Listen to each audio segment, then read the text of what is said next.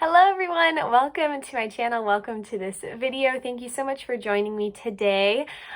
So today we're just gonna get right into it, and I wanted to talk a little bit about grace and mercy and the differences and how they go hand in hand. So first I want to ask you a question. What is the difference between grace and mercy?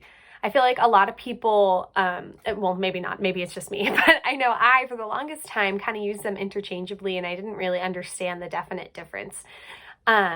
It wasn't until like last year my teacher actually told me, and I was like, oh my gosh, it makes so much sense. But grace is when you get something you don't deserve, and mercy is when you don't get something like a punishment that you do deserve. So just knowing those definitions is going to help us a lot as we dive into this devotional. So oftentimes, I'm going to be honest with you guys, I don't feel like I deserve either. And I know I don't. Maybe you're in the same boat as me.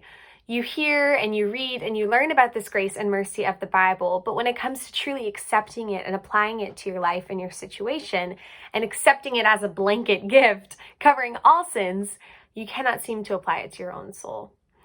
But we forget the crucial part of God's grand story about redemption. When God sent his son to die for you, he already knew the sins that you would commit. In fact, in Luke 23:34, it says, this is when Jesus was being crucified, and Jesus said, "Father, forgive them, for they know not what they do." So before these people could even recognize their sins, Jesus forgave them. A lot of times we think it's backwards. We think that, oh, Lord, I just did this awful sin, please forgive me. But he already did it at Calvary on the cross years and years ago. He knows the sins that we're going to commit. The ones in the past and the present and the future, the ones that you haven't brought to him yet for fear of what he might say, and the ones that you will bring to him in the future. He knows the relationships you'd mess up, the opportunities you'd ruin, the choices you'd choose, and the mistakes you would make. And yet all those things would not change his mind, because we are told in Romans 8:38-39, nothing can separate us from the love of Christ. God's grace and mercy are relentless, consistent, honest, pure, accessible, true, heavenly, and redemptive. As is his love. Every single human he loves with an undying, chain-breaking, hell-shaking, mind-changing love. And he always, always will. So when you mess up, which you inevitably will, don't try and find and poke holes in this gift from God. When we interrogate, prod, and nag, asking God if it's too good to be true, it's actually an act of disobedience, and we're unknowingly questioning the character and sincerity of God. Instead, let's just bask in the greatness of it, and let's kneel in awe of this precious outpouring of salvation. God did the hard part.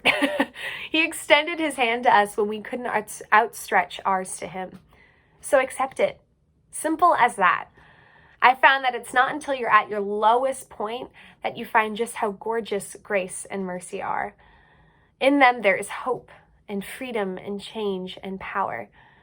Grace and mercy and forgiveness are accessible, but they must be received. God can't force you to freedom, but he paid the price and he wants to take you there. So we just need to trust that he is who he says he is, and that in him there is grace and rest and mercy. I think so often we poke holes and we interrogate the character of God, and we look at the Bible and we say, okay, well, these people were special. These people had callings on their lives. That's why they got to accept grace and mercy. But that's not true. The people in the Bible didn't know that there was going to be a book written about them that would outlast all generations. They lived and they felt unqualified. I mean, look at David. He was a scrawny little shepherd taking care of his father's sheep, and God used him to be a king for Israel. We forget that God knows our imperfections, and it's in those that he wants to use us. Because if we were prideful and if we thought we were all around perfect, God's glory would have no way to shine through us.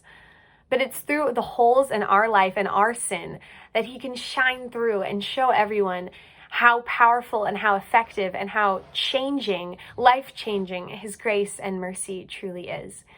So I really hope this was able to encourage you today just how effective and transformative God's grace and mercy is. And I encourage you, if there's one area in your life, if there's one sin, if there's a bunch of sins, if there's a whole lifetime of sins that you haven't brought to his cross and his throne, I encourage you to do that today, because God already knows it. You're not hiding from him, or you're not hiding the sin from him.